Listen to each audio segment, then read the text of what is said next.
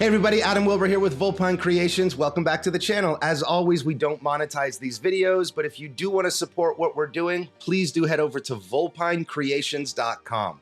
We actually have a new release coming out this week and a brand new release in January. So check us out there.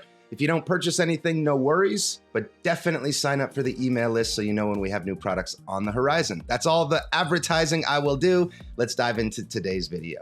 In today's video, we're going to be talking about another question from my friend Richie Flo.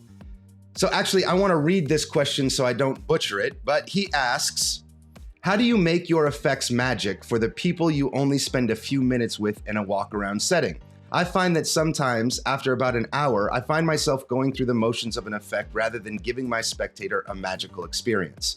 Awesome question, Richie. Thanks for asking that. And as always, if any of you have questions, leave comments below. The whole goal of this channel is to take the 20 plus years that I've gone in the trenches and give any feedback or advice I can give. My advice is by all means not the end all be all. It's just what's worked for me or what hasn't worked for me. I think we can all learn a lot from my failures and maybe some of my successes. It's the whole goal of this channel. We're not going to be teaching you magic tricks, but we're going to teach you the meat of what it means to be a magician. And that's a great question for this topic. How do you make your magic magical? Let's say you're at an event for 3+ hours and you're tired, you're not feeling great. How do you in hour 3 still make that meeting or that moment where we're confronting these strangers magical, as opposed to just, I've done ambitious card 15,000 times in my life. Why do I, how do you make it not feel like you're a robot just going through the motions? It's a very good question. It's an individual question with an individual answer for each person. You have to first and foremost, gratitude plays a big part in this. Now, a few years back, I was working a lot, was doing a ton of close-up magic, and I lost the gratitude of it. It really started to become a job for me, right? I'd get a booking, and instead of being like, dude, someone's paying me to do card tricks, it would be like, great, now I got to do another show on that week. And then at the event, it would be just going through the motions and just trying to get to the end so I could get my paycheck. That's a really, really bad place to be in, because all the audience members might not know that's how I'm feeling, but they're certainly not getting the energy that they deserve from me, right? I can put on a front and pretend I'm happy to be there while I'm performing, but in the back of my mind, I'm waiting for that clock to hit 9 o'clock so I can check out and get my payment. How do you get out of that? How do you get out of that mental space? Or what if you show up at a gig and the first hour is great, but then you get a couple jerk spectators and they put you in a bad place, but you got 2 more hours to go through? How do you bring the magic to each moment for each spectator? The easiest thing that I can say is, first and foremost, to always remember gratitude, right? We're being paid to entertain people. Now you might say, well, so we're not curing cancer or brain surgeons, but the importance of entertainment is so much bigger than we can fathom, especially when we're in the meat of it, when we're doing a lot of performing. People need a break. People need their break from reality, right? They need their break from having to be an adult. They need their break from having to be on edge all the time. That's exactly what entertainment does. That's why people go to the movies. That's why people listen to music or read a book or do art themselves. It's that escape, right? It's that place that they can be themselves and be free. We're giving people that, right? We're walking up to strangers, taking a skill we've learned our entire life with one goal in mind: to give them a moment of astonishment or wonder and put them into a childlike state where they can forget about their problems. That is massively important. So have gratitude in your heart and in your mind that we're able to do that, right? That our skills give us the ability to give people a break from their troubles, their life, from anything, but we put them in that moment, right? A lot of studies and a lot of people try and focus on being in the now and being present, right? Because if you're present, you can't worry about the past or freak out about the future. You have to be in that exact moment. And it takes some people decades of practice to get to this moment of oneness or this moment of present. Now, Some songs can put you in that moment where everything fades away except the moment that you hear this song for the first time. Some movies can take you out of your reality so far that you forget about it and you're just infixed into this movie. Infixed? I just made up a word, so you're welcome for that.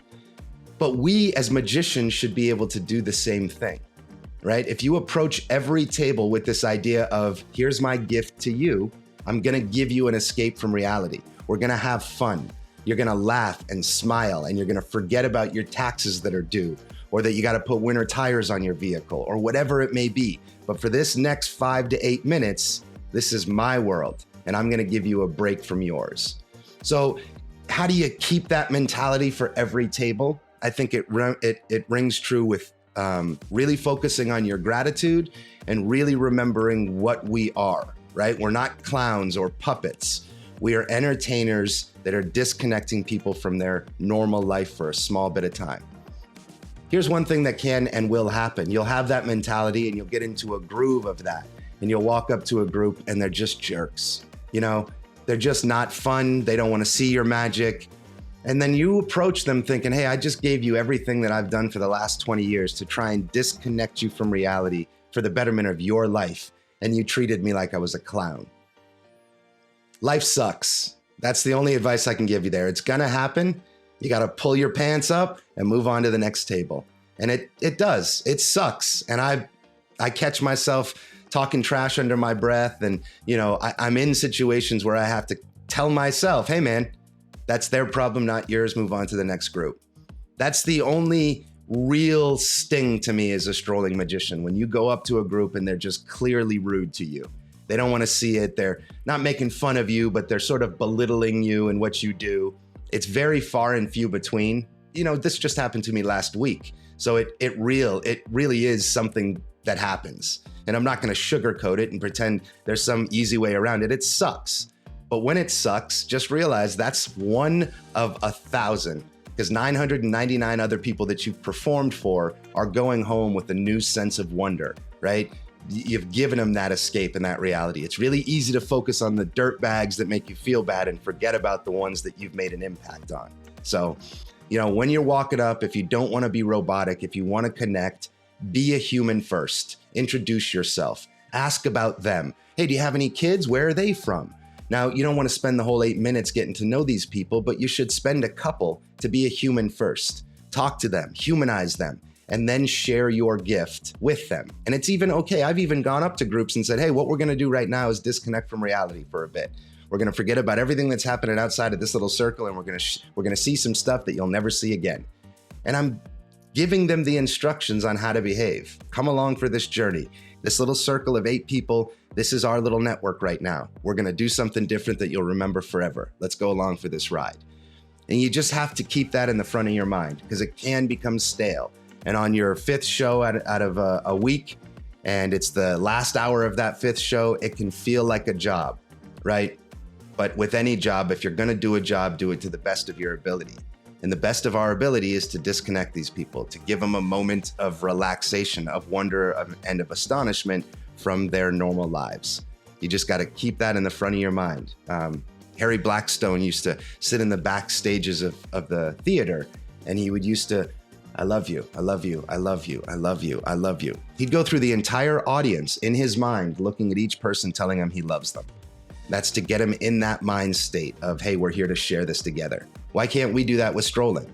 When you're walking up to the next group, look at them for a minute and just think to yourself, I love you and we're about to share an awesome experience together. Will it happen every time? No, because you'll get those jerks. But again, that's 1 out of 1,000. And those 999 people that you can impact, that you can give them 30 seconds or 5 minutes of solace from their insane minds, right? That's what we're doing it for. If you can keep that at the front of your mind, I think it can keep you inspired and motivated to make each performance unique and special. So that's it for today's video. We'll keep this one short and sweet. I hope it adds some value to you and your performing, and we'll see you on the next one. Thanks so much for being here.